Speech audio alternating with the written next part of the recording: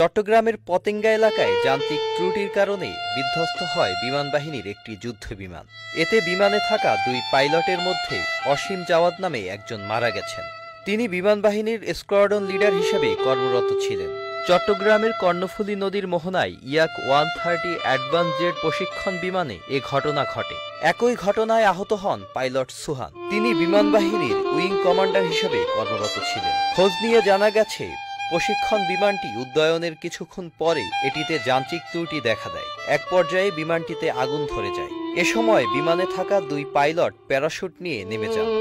এক পর্যায়ে বিমানটি কর্ণফুলী নদীতে বিধ্বস্ত হয়। দুর্ঘটনাস্থলের পাশেই সার্জেন্ট জহুরুল হক বিমান ঘাঁটির অবস্থান। দুর্ঘটনা কবলিত বিমানটি সেখান থেকেই উড়াল দিয়েছিল বলে জানা গেছে। স্কোয়াড্রন লিডার অসীম জাওয়াদ 2007 সালে এসএসসি ও 2009 সালে এসএসসি পরীক্ষায় জিপিএ 5 পেয়ে সাফল্যের সাথে উত্তীর্ণ হন Savar cantonment school and college থেকে। 2010 সালে বাংলাদেশ এয়ারফোর্স একাডেমিতে যোগদান করেন। 2011 সালের ডিসেম্বর মাসে পাইলট অফিসার হিসেবে কমিশন লাভ করেন।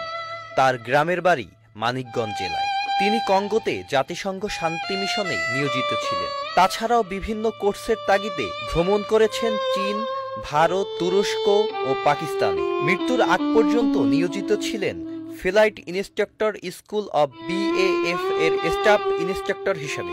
অসীম জাওয়াদ নিজের ট্রেনিং জীবনের সকল বিষয়ে শ্রেষ্ঠত্বের জন্য পেয়েছেন গৌরবমণ্ডিত sword of honour. Savar cantonment college থেকে এখন পর্যন্ত তিনি একমাত্র সোর্ড অব অনার বিজয়ী। ফ্লাইং ইন্সট্রাক্টর কোর্সে শ্রেষ্ঠত্বের জন্য পেয়েছেন মফিজ ট্রফি। তাছাড়াও তার দায়িত্বশীলতা ও কর্মক্ষেত্রে দক্ষতার জন্য প্রশংসা পেয়েছেন চিফ অফ এয়ার স্টাফ থেকে। Sajid Abdullah, channel I.